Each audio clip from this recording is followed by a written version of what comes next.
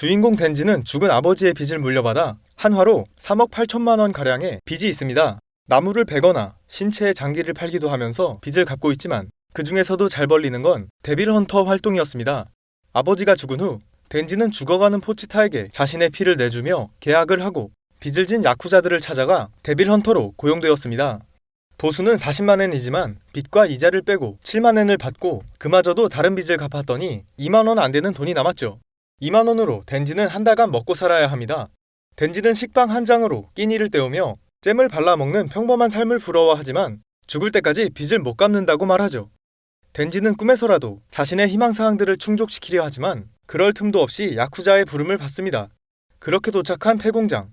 야쿠자는 사실 힘을 위해 악마와 계약한 후 악마의 바람대로 데빌 헌터인 덴지를 죽이는 것이 목적이었습니다.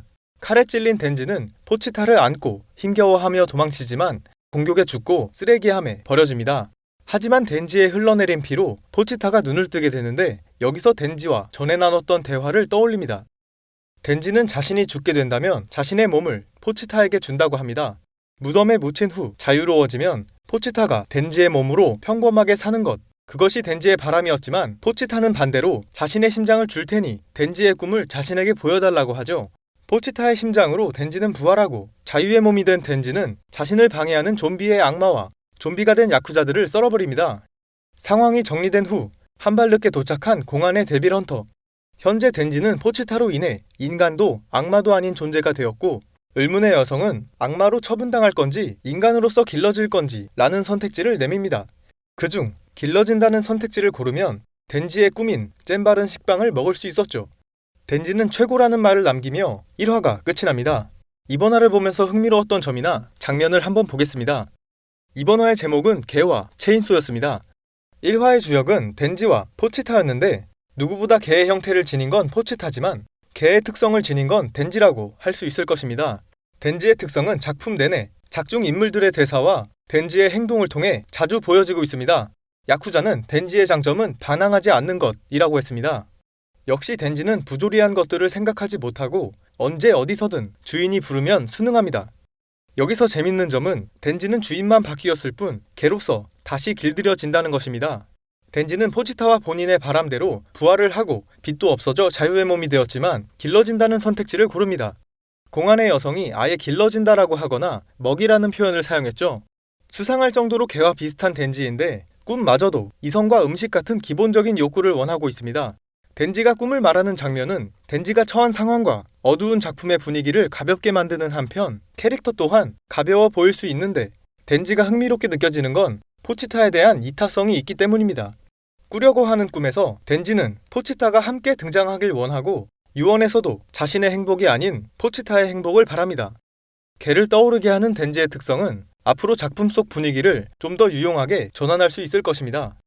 다음은 문입니다. 첫 장면부터 문이 나왔는데 이건 말고도 이번 화에서 문과 창문이 자주 등장합니다. 이번 화에서 열린 문은 자유, 닫힌 문은 부자유를 뜻하고 있습니다.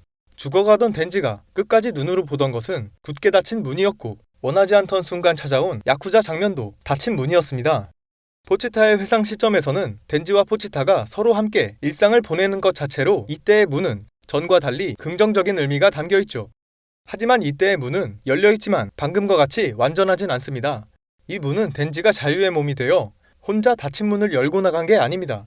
문 자체가 이미 자신이 연 것이 아닌 열려있는 문이며 덴지가 스스로 나간 게 아니라 공안에 의해 나가지게 된 것입니다. 그렇게 보면 포치타의 희생으로 빚이 없어져 자유가 되었음에도 상황이 희망차 보이지는 않는다는 것이죠. 그래서 위와 연관 지으면 이 문은 닫혀있기에 부자유로 해석할 수 있습니다. 창문을 통해 알 수 있는 건 자주성입니다. 덴지는 창을 통해 세상을 바라보고 선망의 대상으로 삼고 있죠. 덴지는 창문을 열지 않으며 그저 바라만 보는데 덴지의 특성인 자주성의 결핍을 뜻합니다. 야쿠자의 부하는 창문을 열고 덴지를 바라보지만 덴지는 창문에 갇혀있죠. 덴지는 여전히 창문에 갇혀있지만 오프닝을 보면 체인소맨 일대의 덴지가 창문을 깨는 장면이 나옵니다. 덴지와 포치타의 결합이 덴지의 자주성을 키우는 데에 긍정적으로 작용할 것이라 생각되지만 오프닝에서도 굳게 닫힌 문은 여전합니다. 다음은 체인소맨의 엔딩입니다. 체인소맨의 엔딩은 매 회마다 곡이 다른 것으로 주목을 받았습니다. 때문에 매 회마다 바뀔 엔딩 영상이 기대가 되었지만 이번 화에 나온 건 엔딩 크레딧뿐이었죠.